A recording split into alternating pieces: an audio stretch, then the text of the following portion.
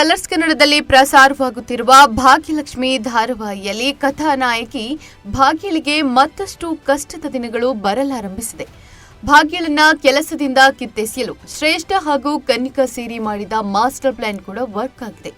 ಪರಿಣಾಮ ಭಾಗ್ಯ ಕೆಲಸ ಕಳೆದುಕೊಂಡಿದ್ದಾಳೆ. ಆದರೆ ಇಲ್ಲೂ ಭಾಗ್ಯ ತನ್ನವರ ಹಿತವನ್ನ ಬಯಸಿದ್ದಾಳೆ. ಇಷ್ಟು ದಿನ ಭಾಗ್ಯಳ ಸಂಪಾದನೆಯಿಂದಲೇ ಸಾಗುತ್ತಿದ್ದ ಮನೆ ಇನ್ಮುಂದೆ ಕೆಲಸ ಕೂಡ ಇಲ್ಲದೆ ಹೇಗೆ ನಡೆಸಿಕೊಂಡು ಹೋಗ್ತಾಳೆ ಎಂಬುದು ಕುತೂಹಲ ಕೆರಳಿಸಿದೆ.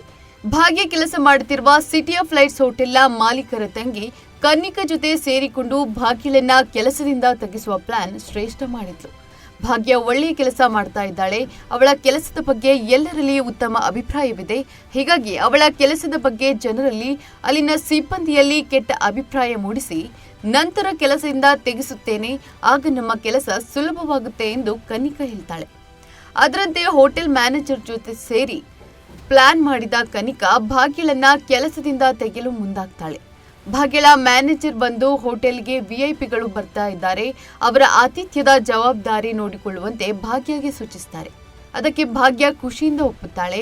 ಜೊತೆಗೆ ಅವಳ ಸಹೋದ್ಯೋಗಿಗಳು ಕೂಡ ಸಹಕಾರ ನೀಡುವುದಾಗಿ ಹೇಳ್ತಾರೆ. ಅದರಂತೆ ಭಾಗ್ಯ ರುಚಿಯಾದ ಅಡಿಗೆ ಕೂಡ ರೆಡಿ ಮಾಡ್ತಾಳೆ. ಆದರೆ ಹೋಟೆಲ್ಗೆ ಬಂದ ವಿಐಪಿ ಅತಿಥಿಗೆ ಆರೋಗ್ಯ ಸಮಸ್ಯೆಯ ಪ್ರಹಸನ ಸೃಷ್ಟಿಸಿ ಭಾಗ್ಯ ಕೆಲಸ ಕಳೆದುಕೊಳ್ಳುವಂತೆ ಮಾಡಿದ್ದಾಳೆ ಕನ್ನಿಕಾ. ವಿಐಪಿ ಅತಿಥಿಯ ಕಡೆಯವರು ಎಂದು ಹೇಳಿಕೊಂಡು ಒಂದಷ್ಟು ಮಂದಿ ಹೋಟೆಲ್ ಹೊರಗಡೆ ಗಲಾಟೆ ಮಾಡ್ತಾ ಇರ್ತಾರೆ. ಹೋಟೆಲ್ನ ಅಡುಗೆಯ ಉಸ್ತುವಾರಿ ಹೊಂದಿದ ಭಾಗ್ಯಗೆ ಅವಳ ಸಹೋದ್ಯೋಗಿಗಳು ಬೆಂಬಲವಾಗಿ ನಿಲ್ತಾರೆ. ಆದರೆ ಇಲ್ಲೂ ಕನ್ನಿಕಾ ಮತ್ತೊಂದು ಪ್ಲಾನ್ ಮಾಡ್ತಾಳೆ. ಕನ್ನಿಕಾ ಇರುವ ಚೇಂಬರ್ಗೆ ಭಾಗ್ಯ ಬಂದು, ನಾನು ಕೆಲಸ ಬಿಡುವುದಿಲ್ಲ, ತನಿಖೆಯಾಗಲಿ, ಎಲ್ಲ ತನಿಖೆ ಮಾಧ್ಯಮದ ಮುಂದೆಯೇ ಆಗಲಿ ಎಂದು ಹೇಳ್ತಾಳೆ.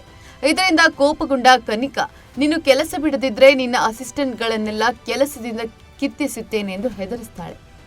ಆಗ ಭಾಗ್ಯದ ಆತಂಕ ಮತ್ತು ಶುರುವಾಗುತ್ತೆ. ಅವರ ಕೆಲಸ ಕಿತ್ತುಕೊಳ್ಳುವುದು ಬೇಡ, ನಿನ್ನ ಸೇಡು ತೀರಲಿ, ಇವರ ಕೆಲಸವೂ ಉಳಿಯಲಿ, ನಾನೇ ಕೆಲಸ ಬಿಡುತ್ತೇನೆ ಎಂದು ಹೇಳ್ತಾಳೆ. ಇದೆಲ್ಲ ಕನ್ನಿಕಾಳ ಕುತಂತ್ರ ಎಂದು ತಿಳಿದಿದ್ರೂ ಏನು ಮಾಡಲಾಗದ ಸ್ಥಿತಿಗೆ ಭಾಗ್ಯ ತಲುಪ್ತಾಳೆ. ಸಹೋದ್ಯೋಗಿಗಳು ನೀವೇನು ತಪ್ಪು ಮಾಡಿಲ್ಲ, ನಾವೇ ಕೆಲಸ ಬಿಟ್ಟು ಹೋಗ್ತೇವೆ ಎಂದ್ರು. ನೀವಿಷ್ಟು ಜನ ಕೆಲಸ ಕಳೆದುಕೊಳ್ಳುವ ಬದಲು ನಾನೊಬ್ಬ ಕೆಲಸ ಬಿಡುವುದು ಉತ್ತಮ ಎಂದು ಭಾಗ್ಯ ಹೇಳ್ತಾಳೆ. ತನ್ನ ಹೋಟೆಲ್ ಯೂನಿಫಾರ್ಮ್ ಅನ್ನ ಮ್ಯಾನೇಜರ್ಗೆ ನೀಡಿ ಭಾಗ್ಯ ಹೊರಡ್ತಾಳೆ. ಆತ ಕನ್ನಿಕಾ ತನ್ನ ಪ್ಲಾನ್ ಕೊನೆಗೂ ವರ್ಕ್ ಆಯಿತು ಎಂದು ಖುಷಿ ಪಡ್ತಾಳೆ. ಸದ್ಯ ಭಾಗ್ಯಳ ಮುಂದಿನ ನಡೆ ಏನು ಎಂಬುದು ರೋಚಕತೆ ಸೃಷ್ಟಿಸಿದೆ. ಯಾಕೆಂದ್ರೆ ಮನೆಯ ಸಂಪೂರ್ಣ ಜವಾಬ್ದಾರಿ ಭಾಗ್ಯ ಹೆಗಲ ಮೇಲಿದೆ. ಸಂಬಳ ಇರುವುದಿಲ್ಲ ಎಂದರೆ ಮನೆಯವರು ಕೂಡ ಜೀವನ ನಡೆಸುವುದು ಕಷ್ಟ.